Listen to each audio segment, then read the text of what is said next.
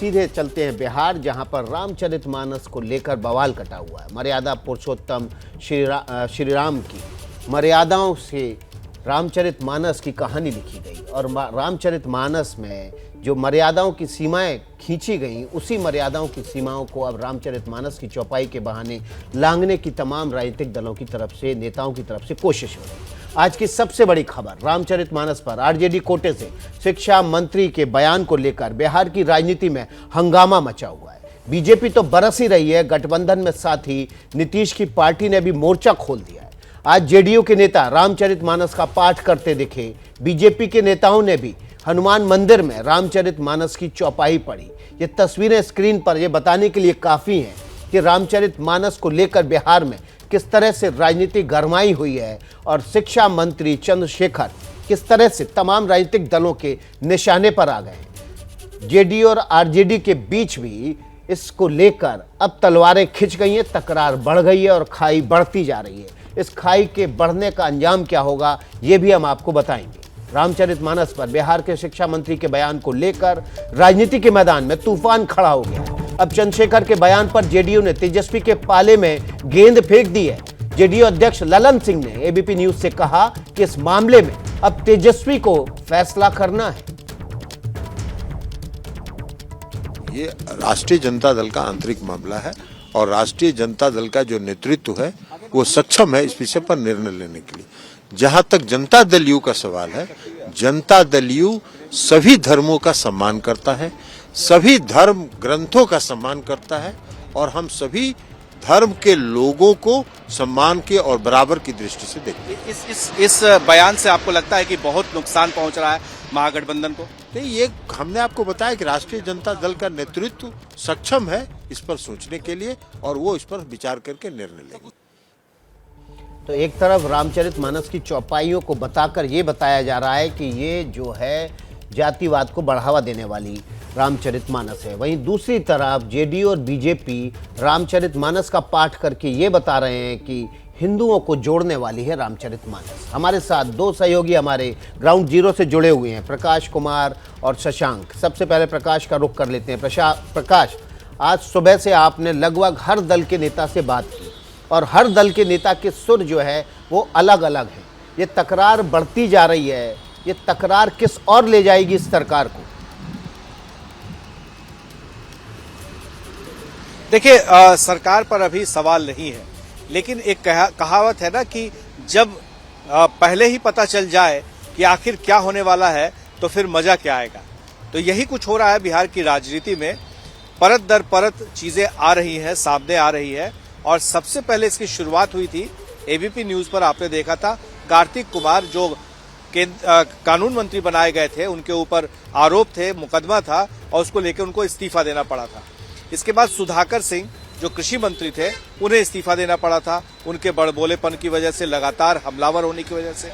अब जब शिक्षा मंत्री चंद्रशेखर ने रामचरितमानस को लेकर के ऐसा विवादित बयान दे दिया है और पूरे देश में हंगामा मच गया है, तो ऐसे में जेडीयू को यह निर्णय लेना पड़ा कि आखिर तेजस्वी के पाले में गेंद डाल करके ये तय कराना कि चंद्रशेखर के साथ क्या किया जाए। तो अब दूसरे के बाद अब तीसरा, यानी दो मंत्री पहले ही वो कुर्बान हो चुके हैं, अब तीसरे की बारी आ गई है। तो ऐसे में क्या फैसला लेंगे ये देखना दिलचस्प होगा और क्या उससे ये जो विवाद हुआ है उस पर क्या मरहम लग सकता है या उसे खत्म किया जा सकता है, ये बहुत ही इंपॉर्टेंट बात है।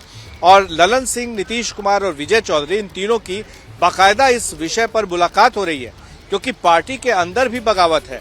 उपेंद्र कुशवाहा के बयान भी है। तो महागठबंधन के अंदर, पार्टी के अंदर चारों तरफ से हर कोई एक तरह से घिरा हुआ नजर आ रहा है और इस चक्रव्यूह से निकलने की तैयारी। प्रकाश कुमार, आपका जो संकेत है वो इस और इशारा कर रहा है कि दो मंत्रियों के बाद अब तीसरे मंत्री चंद्रशेखर की कुर्सी वो दांव पे लग सकती है, जा सकती है।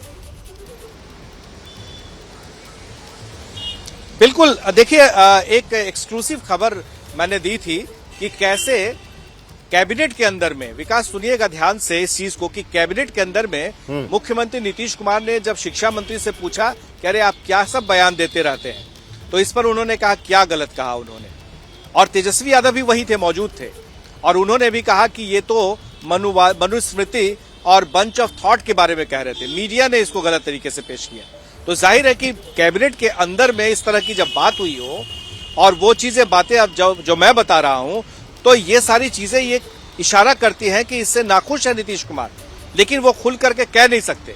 यही वजह है कि प्रकाश ललन आपके सिंह पास सामने आए। आएंगे, इस खबर की तस्दीक और करेंगे। शशांक के पास चलते हैं। शशांक, कल जब प्रकाश कुमार ने यह खबर दी कि नीतीश कुमार ने पूछ लिया चंद्रशेखर से कि आप क्या बोलते रहते हैं, उसके बाद आज सुबह से यानी कि कल के बाद से ही शिक्षा मंत्री चंद्रशेखर अपने घर से नहीं निकले हैं। ये घर से नहीं निकलना क्या कुर्सी जाने के संकेत हैं? जी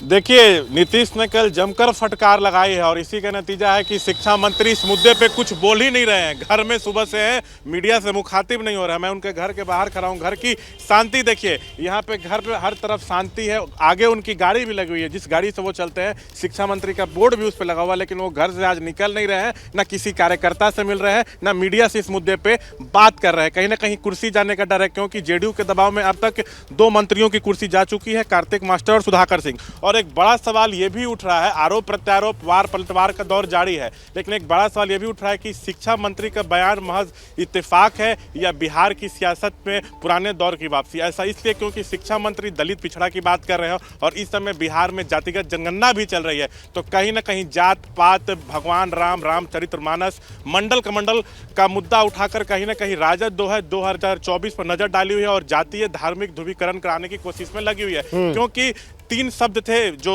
शिक्षा मंत्री के थे कि रामचरितमानस नफरत फैला रहा है, समाज को बांट रहा है, दलित पिछड़ों को आगे बढ़ने से रोक रहा है, पढ़ने में बाधा डाल रहा है। तो कहीं ना कहीं 24 को लेकर राजद कुछ बड़ी तैयारी में है, लेकिन नीतीश कुमार ये सब बयान बर्दाश्त नहीं करते हैं। वो बीजेपी के भी साथ है तब भी और अभी भी इस तरह की चीजों को बर्दाश्त नहीं करते। तो उनके फटकार का नतीजा है कि शिक्षा मंत्री बैकफुट पर है। बिल्कुल, शिक्षा मंत्री बैकफुट पर। शशांक, आप बने रहिए वहां फ्रंट फुट पर। प्रकाश कुमार के पास भी जाएंगे और समझने की इस खबर को कोशिश करेंगे कि क्या गद्दी कुर्सी खतरे में पड़ गई शिक्षा मंत्री की। लेकिन जैसे ही घड़ी का काटा दोपहर 2:30 पे आए, बबीता जी का दिल सास बहू साजिश के लिए मचल जाए।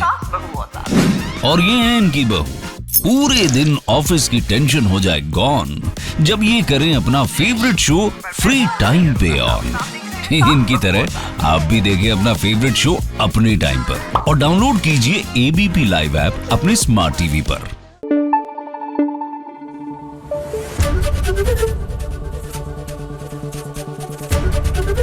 एबीपी न्यूज आपको रखे आगे।